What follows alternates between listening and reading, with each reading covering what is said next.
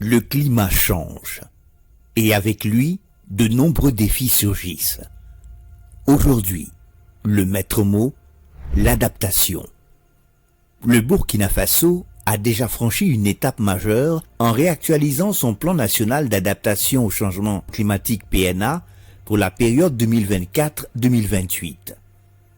Mais ce succès repose sur une étape clé, le programme de préparation, le NAP Readiness. Avec l'appui du GGGI, ce programme a mobilisé les ressources nécessaires pour permettre aux acteurs nationaux de concevoir des solutions d'adaptation concrètes et durables face au changement climatique. La vision de l'État burkinabé en ce qui concerne les aspects d'adaptation au changement climatique, il faut dire que c'est une vision holistique, en ce sens que les questions de changement climatique touchent tous les secteurs de développement, mais aussi impactent l'ensemble des acteurs au niveau national. Donc, c'est dans cette perspective, en respect de ses engagements vis-à-vis de la communauté internationale, mais aussi tenant compte des réalités que nous vivons sur les effets néfastes du changement climatique, le gouvernement a adopté depuis 2015 le plan national d'adaptation au changement climatique. Mais avant, il y a eu ce qu'on a appelé les programmes d'action nationaux sur l'adaptation au changement climatique, qui sont des programmes d'urgence. Et donc, c'est une vision qui a permis effectivement de faire le diagnostic dans les secteurs en termes donc d'impact et de prioriser donc les actions d'adaptation pour être beaucoup plus résilients au changement climatique. Mais alors, en quoi a consisté concrètement le programme de soutien et de préparation au PNA?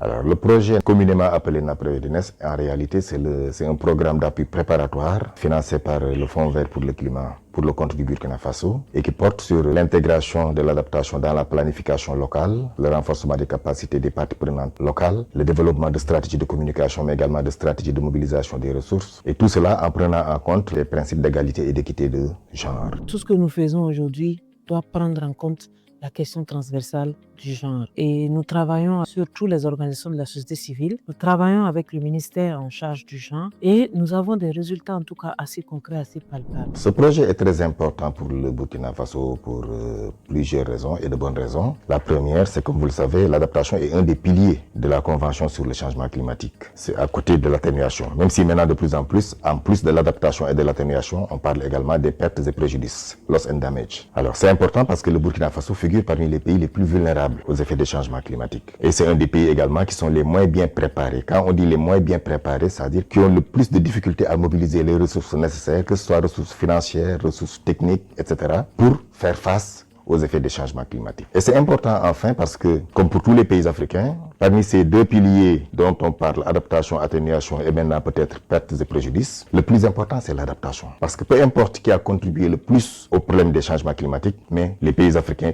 comme le Burkina Faso, sont ceux qui ressentent le plus les impacts négatifs de ces changements climatiques. Pour le Burkina Faso, le programme NAP Readiness revêt une importance capitale.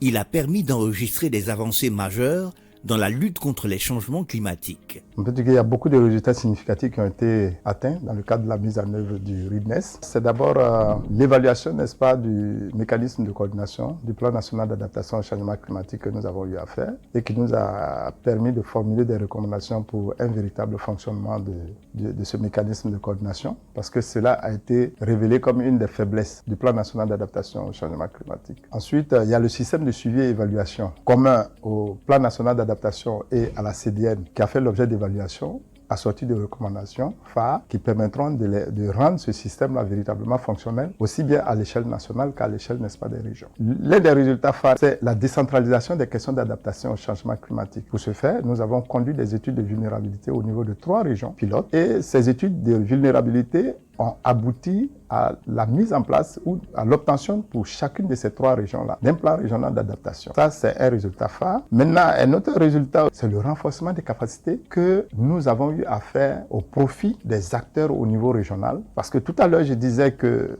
les outils de planification devront, n'est-ce pas, se fonder sur le plan régional d'adaptation au changement climatique, qui est une sorte de référentiel en termes de changement climatique. Mais il faut suffisamment outiller les acteurs au niveau régional pour qu'ils puissent véritablement utiliser, exploiter le référentiel pour pouvoir relier les outils de planification locaux. Beaucoup de résultats ont été atteints, notamment l'élaboration d'une stratégie de communication pour le plan national d'adaptation au changement climatique. On parle effectivement du plan national d'adaptation au changement climatique, mais si ce n'est pas connu du public, finalement, les résultats escomptés ne seront pas atteints. Donc, et il y a un site web également que nous avons eu à créer dans le cadre du RIDNES PNA pour pouvoir partager les informations liées au climat entre les différents acteurs.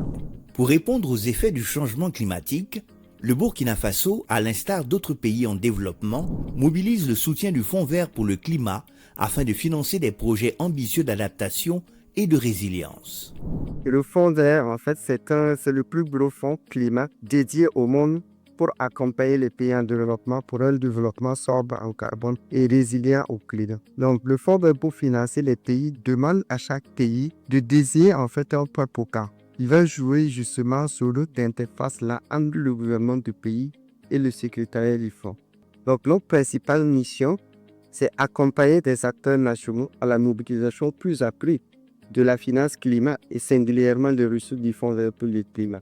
De façon concrète, ça veut dire que nous menons des actions de sensibilisation, d'information et de formation à la formulation de projets qui s'y mettent au Fonds vert pour le climat. Accéder au financement du Fonds vert pour le climat exige des projets solidement conçus, capables de générer un impact transformationnel durable.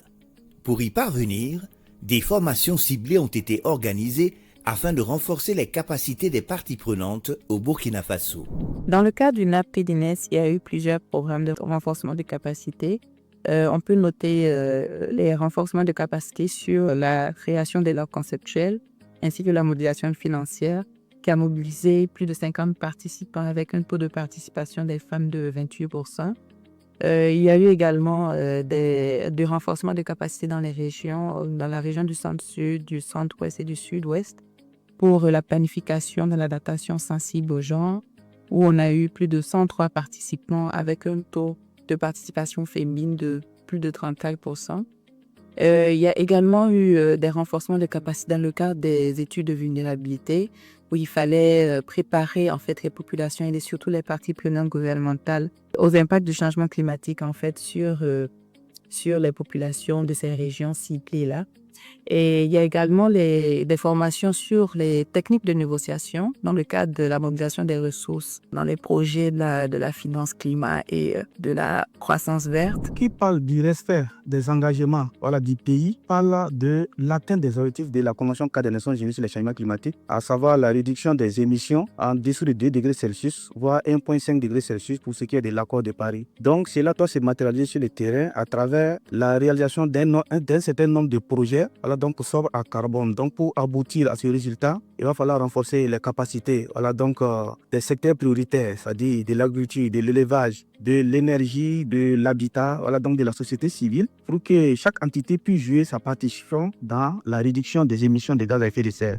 La première étape, c'est la note conceptuelle. Ça vous permet de poser les idées de votre projet, de tester les idées avec le Fonds vert pour le climat qui va vous donner des orientations préliminaires si ces idées sont alignées avec les critères d'investissement de l'UCF. J'aime toujours dire que le LUCF, c'est quelque chose de très spécialisé. C'est une institution qui finance le changement climatique. Compte tenu d'un lien très très étroit qui est entre le changement climatique et le développement, il n'est pas toujours aisé de faire la différence entre le projet qui va véritablement intéresser le LUCF et qui va être en bien, n'est-ce pas, avec son mandat et ses attentes. Donc, la note conceptuelle permet de baliser, n'est-ce pas, le terrain en s'accordant avec le Fonds vert pour le climat. La recherche fonctionne beaucoup plus avec le financement extérieur, ce qui fait que les chercheurs compétissent à tout moment pour avoir ces fonds pour la recherche. C'est pourquoi nous avons trouvé que c'est vraiment important de se former dans la rédaction de ces concept notes. La note conceptuelle soumise par le Conseil burkinabé de l'ANACAD a été choisie parmi tant d'autres.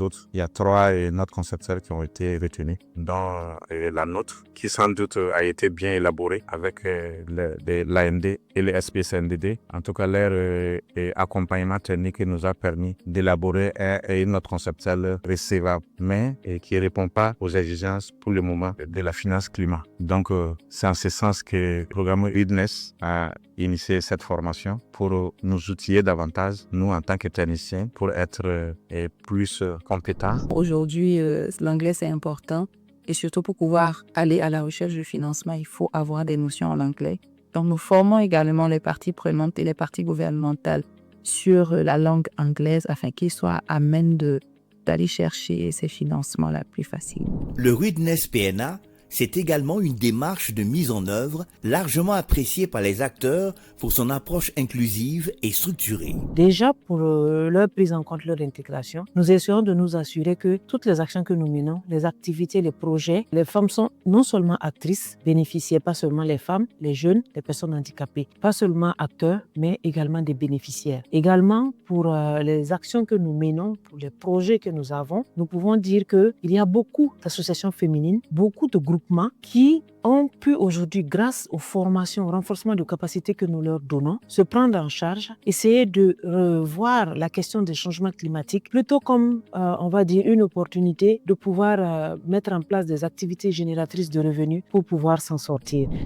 Rudness PNA a été développé à un moment donné où les conditions au niveau national n'étaient pas les mêmes conditions que nous vivons aujourd'hui. Mais cette flexibilité nous a permis d'atteindre les objectifs. Nous développons un partenariat fructueux avec beaucoup de partenaires et particulièrement avec l'Institut mondial pour la croissance verte, en ce sens que d'abord, il nous accompagne dans le développement donc, de Rudness PNA et à travers donc, ce Rudness PNA, il y a vraiment une collaboration étroite qui nous a permis d'avoir donc, des résultats. En termes de perspective, c'est le suivi du processus de soumission des 3 notes conceptuelles dont je parlais tantôt au Fonds vert pour le climat, parce que ça nécessite aussi un véritable travail. Et donc ça, c'est ce que nous avons en perspective.